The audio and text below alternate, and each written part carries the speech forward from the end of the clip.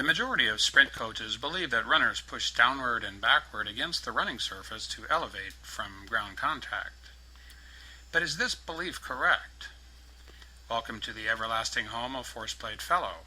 The purpose of his existence is to show that the effects of ground reaction force, rather than active push-off, drives the runner forward.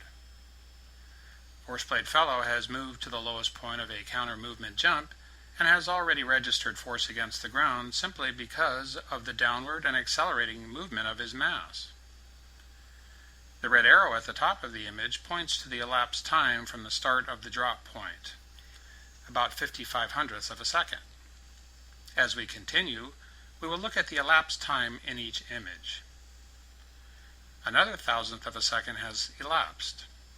We can clearly see that the force curve has now moved downwards, no longer registering force from our leaping friend. The reason we don't see additional force tracing is simple. ForcePlate Fellow is beginning to move upward and away from the force platform. The time is now at 0.684 seconds.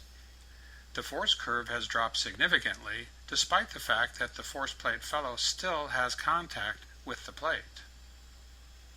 It is precisely at this point that coaches believe active push-off would be reaching its maximum.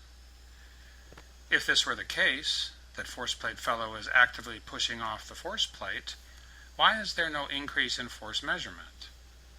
If the force plate measures the application of force to the plate, and there is no force showing, then there cannot be any application of force by ForcePlate Fellow, or any other runner.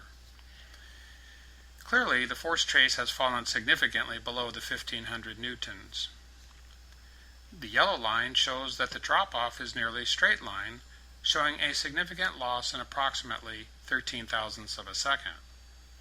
Keep in mind that the graph is moving to the right over time, so that the trace would rarely show an absolutely straight downward movement.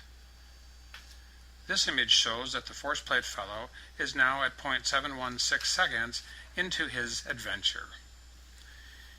He is no longer in contact with the force plate, and we would expect the trace to flatline.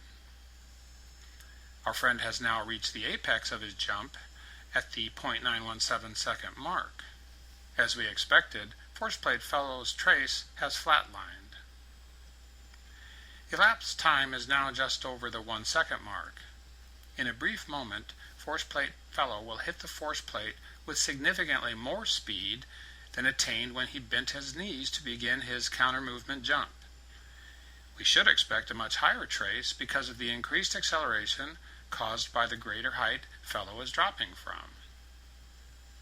It's now 1,000th of a second past, and we can see an increase of nearly 500 newtons. Elapsed time is now 1.185 seconds. Force will peak at just over 2,500 newtons. As we know, force is the product of mass, any mass, multiplied by acceleration. Dropping a ball on the force plate would register force for the same reason it did for the gracious Mr. Fellow, although it would be significantly less.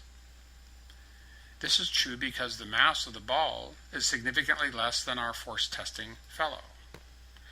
When the ball rebounds off the surface of the force plate, it would do so without registering force, just as the upward movement of our jumping friend registered no force against the plate. The cause of the acceleration is not an issue, since force registered merely when our good friend bent his knees. Time is advanced. We're at 1.251 seconds. Force has peaked because ForcePlate Fellow's contact with the plate has reduced his downward acceleration rate. However, force will continue to be measured until his downward acceleration completely stops, just as that occurred when he simply bent his knees.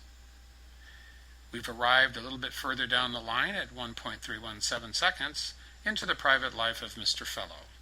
Note the position of the horizontal line at the 1,500 Newton mark. Fellow's chin is below the line. The tracing is active but tailing off because our Fellow is still moving downward, though at a lesser rate of speed than what we observed in the previous image. The rightward change of the tracing reveals that the rate of force reduction is not as fast as the previous image. We've We've moved another thousandth of a second in time.